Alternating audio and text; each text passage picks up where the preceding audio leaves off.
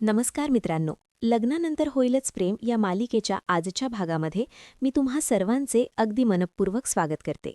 आजच्या भागामध्ये आपल्याला पाहायला मिळतं काव्य आता तिचा अभ्यास झाल्यानंतर सगळं आवरून ठेवत असते आणि म्हणू लागते, काय हे काव्या, अगं तुझ्या अभ्यासापेक्षा पसाराच जास्त असतो, असं म्हणत काव्या ते सगळं काही आवरून ठेवत असते.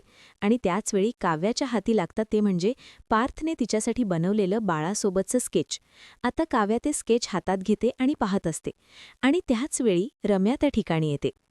रम्या काव्याच्या हातातील स्केच पाहते आणि म्हणते, अरे वा, खरंच किती छान स्केच आहे. पार्थने बनवलंय ना? तर आता काव्या म्हणू लागते की हो, त्यांनीच बनवलं आहे. किती छान स्केच काढलंय ना तुझं आणि तुझ्या होणाऱ्या बाळाचं. आता काव्या काहीच बोलत नाही. अधिक चांगल्या आणि उपयुक्त कॉन्टेंटसाठी आम्हाला तुमच्या सपोर्टची गरज आहे, त्यामुळे लगेच आमच्या चॅनलला सबस्क्राईब करा. रम्या म्हणते, बाय द वे, अगं तू जेवायला येतीयस ना? तर काव्या म्हणते, हो, खरंच खूप भूक लागलीये. तर रम्या काव्याला म्हणते, लागणारच, अगं आता तू 2 जीवांची आहेस. तर आता काव्या म्हणू लागते, हो, सगळ्यांकडून हेच ऐकायला मिळतंय. खरं तर एक बर्डन आल्यासारखं वाटतंय. रम्या म्हणते, काय, मी काही वेगळं तर ऐकलं नाही ना? तर काव्या म्हणते, नाही, तू जे ऐकलंस तेच मी बोलले. रम्या म्हणते, तू तर आता बर्डन, ओझं असं काहीतरी म्हणालीस. तर काव्या म्हणते, हो रम्या, खरंच सांगू का, म्हणजे या सगळ्या गोष्टीचं आता खरंच ओझं वाटत आहे. रम्या, खरं सांगू का, मला आवडतात अगं लहान मुलं, परंतु तुझी ती मैत्रीण रश्मी, तिच्याबद्दलच ऐकल्यानंतर म्हणजे ती बोलते ना ते अगदी खरं आहे. टाईम चुकीचा आहे. काय आहे ना रम्या, टायमिंग चुकलं की सगळं पुढे चुकतच जातं. आता हे ऐकून रम्या खुश होते आणि रम्या या सगळ्याला खतपाणी घालत म्हणते, काव्या तू अगदी बरोबर बोलतीयस. तुला एक सांगू का काव्या, म्हणजे मला तरी असं वाटतंय की तू अगोदर IAS व्हावंस आणि यानंतर म्हणजे तू IAS झाल्यानंतर तुझं आणि पार्थचं बाळ या जगात यावं. म्हणजे कसं आहे ना, तुझं करिअर महत्त्वाचं आहे. म्हणजे बघ ना, आयुष्यात करण्यासारखं किती काय काय आहे, पण या सगळ्यात महत्त्वाचं म्हणजे करिअर. आणि करिअर आपल्याकडून कितीतरी गोष्टी मागत असतं, म्हणजे धडाडी, कन्सिस्टन्सी, झोकून देऊन काम करणं, या सगळ्याच गोष्टी करिअरसाठी महत्त्वाच्या असतात. आणि या सगळ्या गोष्टी अगदी मनापासून केल्या ना तरच करिअर घडतं, नाहीतर नुसती फक्त हाऊस होते. असं म्हणत आता रम्या काव्याला भडकवण्याचा प्रयत्न करत असते. आता या सगळ्या गोष्टी रम्या बोलून दाखवते आणि वर म्हणते, अगं असं मी नाही, म्हणजे रश्मी मगाशी म्हणत होती आणि त्या गोष्टी मला पटल्या, म्हणून मी फक्त बोलत आहे. आता काव्या या सगळ्या गोष्टीचा विचार करत असते. रम्या पुढे काव्याला म्हणते, तुला आठवतं म्हणजे त्या दिवशी तू आणि पार्थ हॉस्पिटलला गेला होता आणि मी आणि विजय तुम्हाला पार्किंगमध्ये भेटलो. खरं तर त्यावेळी मीच विजयला प्रश्न केला होता. पण आता तुझी ही अवस्था पाहून मला तरी असं वाटतंय, म्हणजे मी तरी ठरवलंय की बाळाचा विषय अजिबातच नको. एवढ्यात काव्या रम्याला म्हणते, रम्या, तू काय बोलतेयस हे कळतंय का? मला पण मी काय करावं ना तेच मला कळत नाहीये. आता रम्या नाटक करत म्हणते, मी तरी काय सांगू, आणि तेही तुला. म्हणजे तुला सांगू का, पूर्वीची काव्य असती ना तर तुकडा पाडून मोकळी झाली असती. आता हे ऐकताच काव्या रम्याकडे पाहते. तर रम्या पुढे काव्याला म्हणते, बाळ नको असेल तर निर्णय घेऊन. आता हे ऐकताच काव्याला धक्का बसतो. रम्या म्हणते, हो, अगं हे अवघड नसतं. आजकाल हे सगळं सहज सोप्या पद्धतीने करता येईल. कोणी जरी तुझ्या पाठीशी उभं राहिलं नाही ना, अगदी पार्थसुद्धा, तरी मी मात्र तुझ्या पाठीशी खंबीरपणे उभी राहीन. मी तोपर्यंत ताट वाढायला घेते असं म्हणत रम्या तिथून निघून जाते. परंतु आता काव्या रम्याच्या बोलण्याचा विचार करत असते. तर दुसरीकडे पाहायला मिळतं, जीवा नंदिनीला तिची वेळेवर औषधं देत असतो. तर नंदिनी जीवाला म्हणू लागते, वेदांत, लवकरात लवकर शोधायला लावा. मला ना राहून राहून फक्त नैनाचा चेहरा डोळ्यासमोर येतोय. किती रडत होती बिचारी. तर आता जीवा म्हणू लागतो, कसं आहे ना, आपण फक्त आपलं दुःख कुरवाळत बसतो. म्हणजे कालपर्यंत आपल्याला असं वाटत होतं की आपलंच दुःख या जगात सर्वात मोठं आहे, परंतु आज कळतंय की आपल्यापेक्षा सुद्धा कितीतरी लोकांच्या आयुष्यात डोंगरा एवढी दुःख आहेत. पण आपल्याला मात्र फक्त आपलंच दुःख मोठं वाटत असतं, इतरांचं नाही. पण या जगात कित्येक गोष्टी घडत असतात. कित्येक गोष्टींमुळे प्रत्येकाला काही ना काही दुःख हेही भोगावंच लागत असतं. आणि आपल्या या मुंबईसारख्या शहरात एक म्हातारी बाई अत्तराचा सुगंध घ्यायला लावून मुलं किडनॅप करतीये. बरं, आपण ज्या मुलांना किडनॅप करतोय त्यांच्या आईवडिलांना काय वाटत असेल, त्यांच्या आईवडिलांची काय अवस्था होत असेल, याचाही विचार करू शकत नाही ती लोकं. आपलं मूल कुठे असेल, सेफ असेल ना, या सगळ्या विचाराने त्या आईवडिलांची झोप उडाली असेल, याचीही त्यांना जाणीव होत नाही का? आता नंदिनी जीवाला आधार देत म्हणते, जीवा, तुम्ही काळजी करू नका, आपण लवकरात लवकर वेदांतला शोधूया. तर जीवा म्हणू लागतो, ती बाई दिसते तशी साधी नाहीये.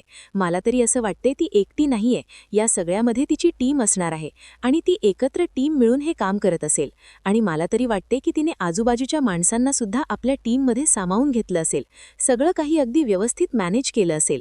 तर आता नंदिनी म्हणू लागते असेल, ती स्मार्ट असेल, परंतु गुन्हेगार एवढाही स्मार्ट नसतो. कारण ज्यावेळी तो गुन्हा करत असतो त्यावेळी काहीतरी चूक करतच असतो, काहीतरी पुरावा मागे सोडतच असतो. तो त्याचा गुन्हा पटकन उरकण्याच्या मागे असतो, घाईत असतो आणि घाईत कायम चुका होतातच. कुठला ना कुठला धागा हा मागे राहतोच आणि तो धागा आपल्याला पकडता आला पाहिजे. एकदा का तो सुटलेला धागा आपल्या हाती लागला की बरोबर आपल्याला ते शेवटचं टोक काढता येईल.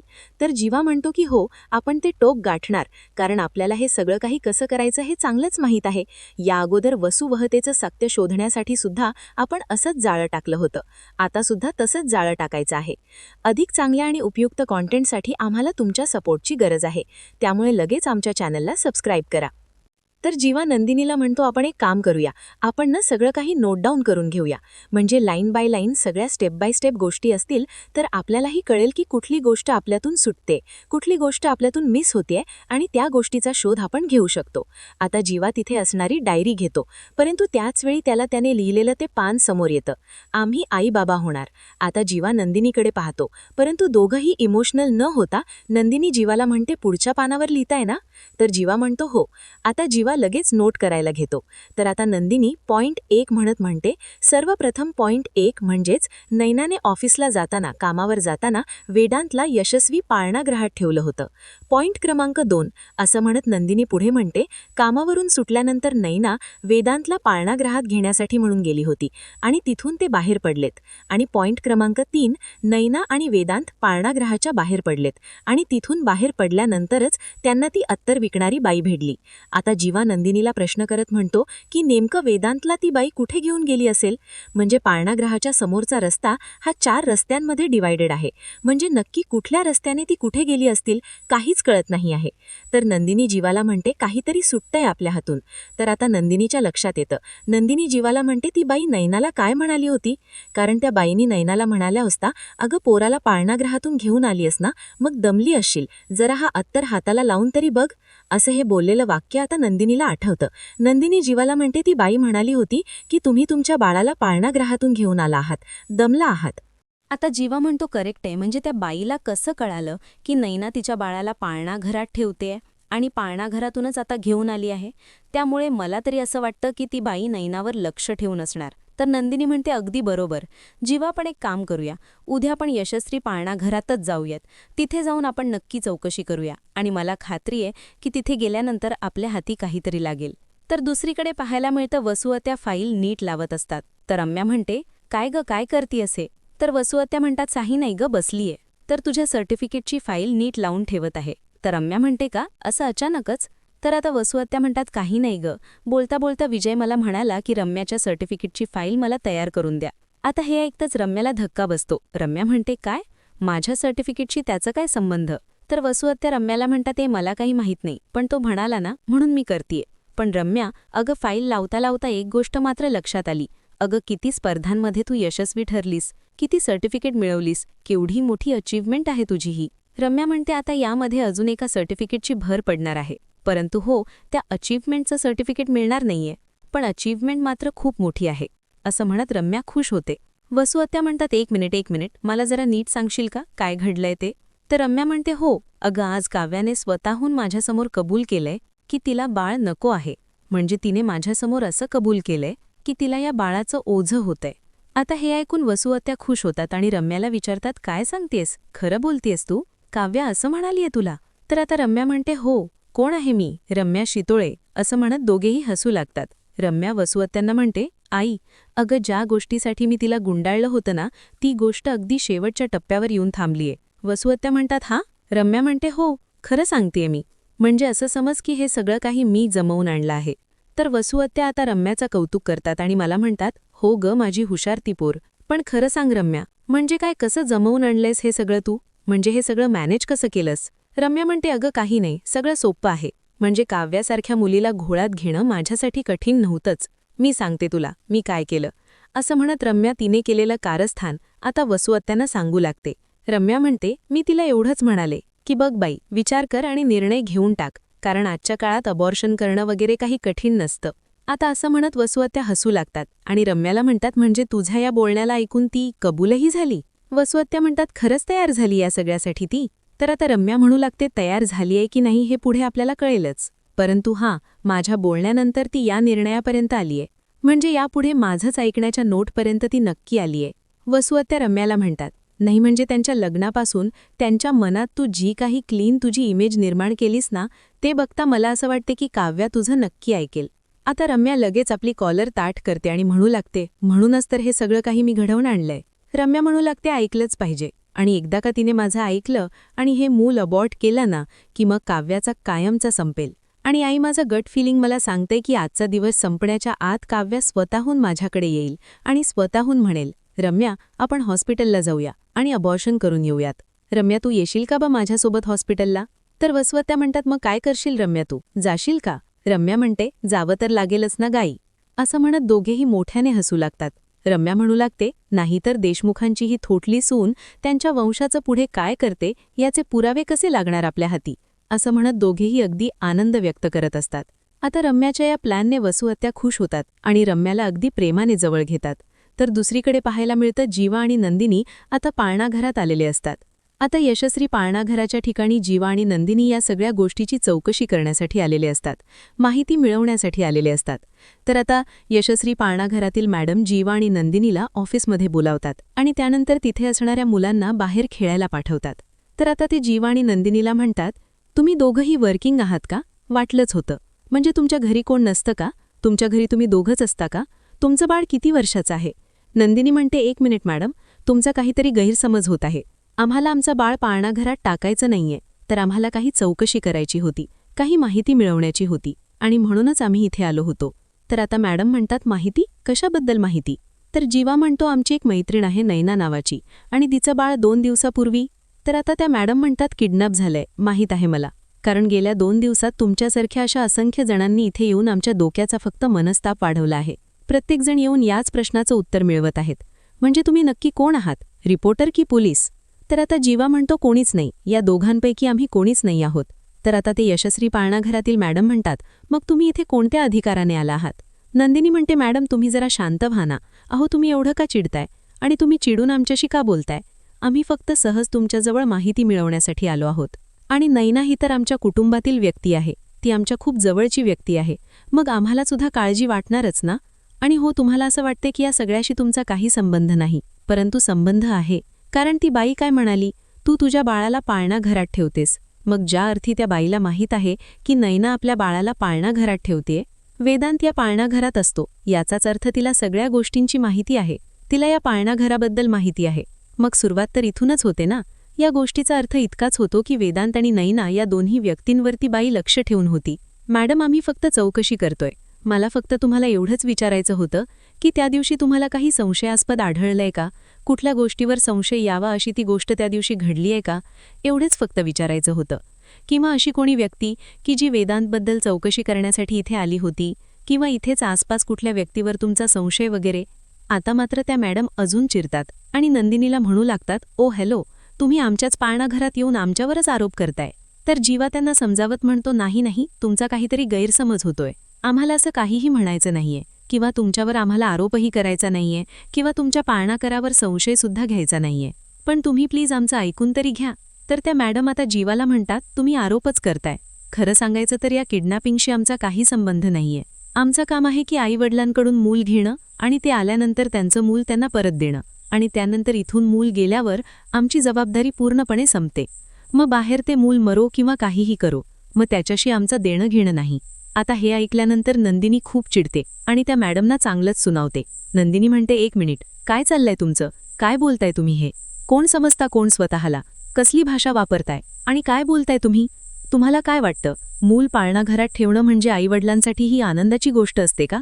तुम्ही असं बोलताय. की मूल मरो किंवा काही करो त्याच्याशी तुमचं काहीच देणे घेणं नाही. आता मात्र त्या मॅडम पूर्णपणे घाबरून गेलेल्या असतात.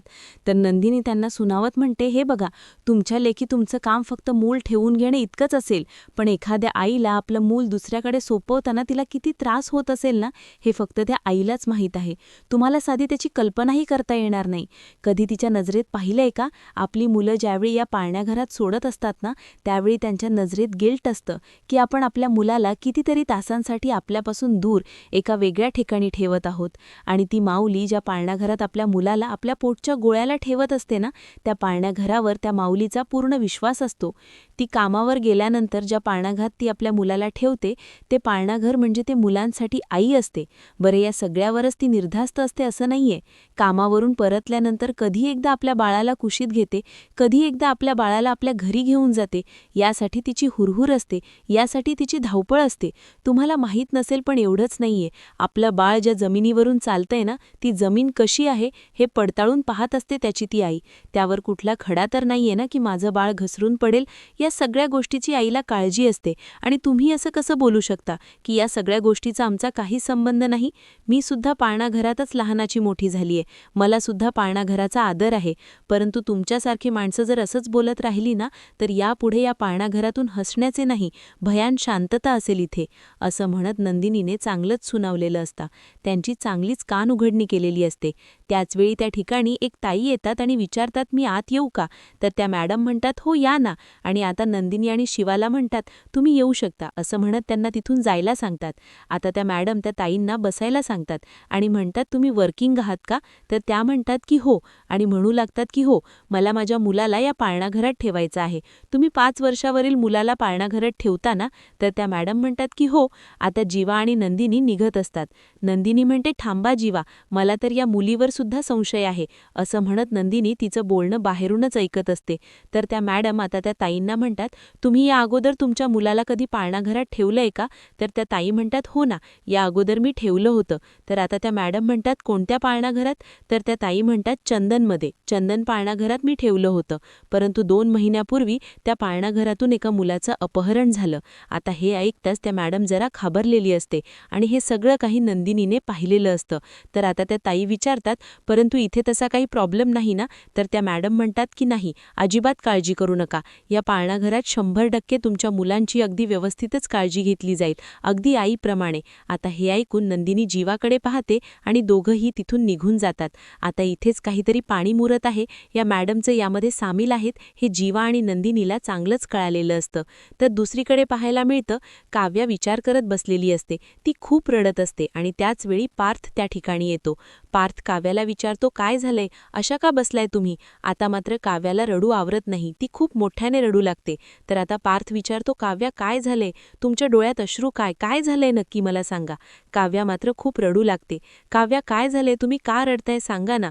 काव्या अगोदर तुम्ही रडणं थांबवा, असं म्हणत पार्थ काव्याला थंगवण्याचा प्रयत्न करत असतो. परंतु काव्याला मात्र अश्रू अनावर होतात. या सगळ्यामुळे काव्याला खूप त्रास होत असतो. पार्थ काव्याला विचारतो, काव्या नक्की काय झाले? तर आता काव्या म्हणू लागते, पार्थ तुम्ही अगदी बरोबर बोलत होता. तर पार्थ विचारतो, कशाबद्दल? काव्या म्हणते, रम्याबद्दल. आता हे ऐकताच पार्थला धक्काच बसतो. पार्थ म्हणतो, म्हणजे? पार्थ विचारतो, रम्याबद्दल म्हणजे नक्की काय घडले, काय केलंय तिने? तर आता काव्या घडलेला सर्व प्रसंग पार्थला सांगू लागते. काव्या म्हणते, मला जरा तिच्यावर डाऊट आला होता आणि म्हणूनच मी तिच्याशी बोलण्यासाठी गेले होते. परंतु ज्यावेळी मी तिच्या रूम बाहेर गेले, त्यावेळी मात्र तिचंच सगळं बोलणं मी ऐकलं आणि त्यावेळी मात्र मला धक्काच बसला. आता काव्या रम्या आणि वसुबत्यान यांच्यामध्ये झालेलं बोलणं पार्थला सांगू लागते.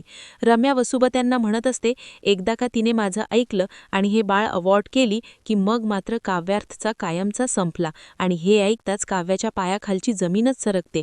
काव्या म्हणू लागते, पार्थ हे खरंच खूप भयंकर होतं, असं म्हणत काव्या पुढचंही रम्याचं बोलणं पार्थला सांगू लागते. रम्या वसुबत्यांना म्हणत असते, माझं गट फिलिंग मला सांगते की आजचा दिवस संपण्यापर्यंत म्हणजे संपण्या अगोदरच काव्या माझ्याकडे येईल आणि विचारेल, रम्या तू येतेस का गं माझ्यासोबत हॉस्पिटलला? तर आता वसुबत्या म्हणतात, मग तू काय करशील? रम्या म्हणते, जावं तर लागेलच, कारण देशमुखांच्या या थोडल्या सूनबाई त्यांच्या वंशाचं काय करतायत त्याचे आपल्याला पुरावे नको का मिळायला? असं म्हणत दोघेही हसू लागतात आणि काव्याला आता रम्याचं सत्य कळालेलं असतं. रम्या काय आहे हे काव्याला कळालेलं असतं. काव्या हे सगळं काही रडतच पार्थला सांगत असते आणि त्यावेळी मात्र पार्थच्याही पायाखालची जमीन सरकते. पार्थ लगेच काव्याला जवळ घेतो, तिला आधार देतो आणि म्हणू लागतो, काव्या, तुम्हाला आणि आपल्या होणाऱ्या बाळाला मी काहीही होऊ देणार नाही. काव्या, तुम्हाला काहीही झालेलं मी सहन करणार नाही. काव्या, मी तुम्हाला सांगितलं होतं, या रम्यावर विश्वास ठेवू नका. ती रम्या कशी आहे हे मला चांगलंच माहीत होतं. तिने जे काही माइंड गेम खेळले आहेत ना, त्यावर तुम्ही विश्वास. आता मात्र काव्याला तिची चूक कळालेली असते. काव्या लगेच आपले कान पकडते आणि पार्थला सॉरी म्हणत असते. पार्थ काव्याला सावरतो आणि म्हणू लागतो, काव्या, आता या सगळ्यातून तुम्हाला स्वतःला सावरावं लागेल. आता तरी तुम्हाला रम्याचा खरा चेहरा कळालाय ना. आता काव्या कसंबसं स्वतःला सावरते आणि घडलेला प्रसंग सांगत पार्थला म्हणते, काल सुद्धा रम्याची एक मैत्रीण इथे आली होती. खरं तर रम्यानेच तिला इथे बोलावलं असेल असं मला तरी आता वाटते, कारण या सगळ्यामध्ये रम्याचाच हात आहे. ती म्हणत होती की मला सुद्धा IAS व्हायचं होतं, परंतु मुलं झाल्यानंतर ते शक्यच नाही. ती मला हे सांगण्याचा प्रयत्न करत होती की जर आपल्याला ध्येय गाठायचं असेल तर मुलाचा विचार करायलाच नको. म्हणजे हे सगळं काही रम्याचं प्लॅन होतं. रम्याची ती मैत्रीण मला असं दाखवून देत होती की लग्न झालं आणि मूल झालं आणि त्यानंतर माझं करिअर मागे पडलं. ती रम्याची मैत्रीण मला हेच सांगण्याचा प्रयत्न करत होती की मूल झालं की करिअर मागे पडतं आणि जर तुम्हाला करिअर करायचं असेल तर आई होण्याची स्वप्न बघू नयेत. आणि पार्थ, आता मला कळतंय की रम्याच्या या सगळ्या गेमचा एक भाग होता. आता मात्र पार्थ चिडतो आणि काव्याला म्हणतो, आता मी जाऊन रम्याला विचारणार आहे आणि तिला म्हणणार आहे की तू आणि तुझी आई आत्ताच्या आत्ता चालते व्हा या घरातून. तर आता काव्या पार्थला थांबवते आणि म्हणू लागते, पार्थ, पण कारण काय सांगणार आहात? त्या रम्याला माझ्याविरुद्ध पुरावे शोधायचे होते ना, माझ्याविरुद्ध पुरावे गोळा करायचे होते ना, मग करू देत तिला. जे पुरावे गोळा करायचेत ना ते करू देत. पण आता या रम्याचं काय करायचंय ना ते हे तुम्ही नका बघू पार्थ, कारण आता काव्या पार्थ देशमुख तिला चांगलाच धडा शिकवेल. आता पार्थ काव्याला म्हणतो, आता तुम्हाला रम्याचा खरा चेहरा कळाला आहे ना, आता तिला दाखवून द्या की ही पहिली काव्या काय करू शकते, जुनी काव्या काय करू शकते. तर काव्या म्हणते, मी तिला दाखवून देणारच आहे, परंतु या सगळ्यामध्ये मला माझ्या बोक्याची साथ हवी आहे. तर आता पार्थ काव्याला म्हणतो, तुमचा हा बोका कायमच तुमच्यासोबत आहे, त्याच्या मांजरीसोबत आहे आणि या मांजरीला तो नेहमीच साथ देणार आहे हे तुम्हाला माहीत असेल ना काव्या. असं म्हणत पार्थ पुन्हा एकदा काव्याला जवळ घेतो, तिला शांत करतो. आता मात्र काव्या खूप चिडलेली असते. रम्याचा खरा चेहरा काव्यासमोर आलेला असतो. तर येणाऱ्या पुढील भागामध्ये आपल्याला पाहायला मिळतं, गुरुजी घरी आलेले असतात. मानेताई गुरुजींना प्रश्न करत म्हणतात, जीवा आणि नंदिनी खरंच अगदी मनापासून प्रयत्न करतात, मग त्यांच्या या प्रयत्नांना यश का मिळत नाहीये? तर गुरुजी कोड्यातच म्हणतात की ज्यांना उशिरा मिळतं त्यांना धीर धरवत नाही आणि ज्यांना वेळेत मिळतं त्यांना तर ते सांभाळता येत नाही. तर दुसरीकडे नंदिनी आता काव्याला समजावते आणि म्हणू लागते, रम्या चुकीचीच आहे, पण तू तरी कुठे बरोबर वागतेस. तर आता इकडे वसुबत्या गुरुजींना विचारतात, काव्याला बाळ होणार आहे ना? तर आता गुरुजी म्हणतात, मला तिच्या हातात बाळ दिसतंय. आता हे ऐकताच रम्याला धक्काच बसतो. तर आता काव्या आणि नंदिनी एकत्र येत रम्याला कसा धडा शिकवतील हे पाहणं अतिशय रंजक ठरणार आहे. मित्रांनो, अशाच मालिकांचे नवनवीन अपडेट पाहण्यासाठी चॅनलला नक्कीच सबस्क्राईब करा. आजचा व्हिडिओ तुम्हाला कसा वाटला हे कमेंट करून नक्कीच कळवा. आजचा व्हिडिओ जर तुम्हाला आवडला असेल तर व्हिडिओला लाईक करायलाही विसरू नका. व्हिडिओ पाहिल्याबद्दल तुम्हा सर्वांचे अगदी मनःपूर्वक धन्यवाद.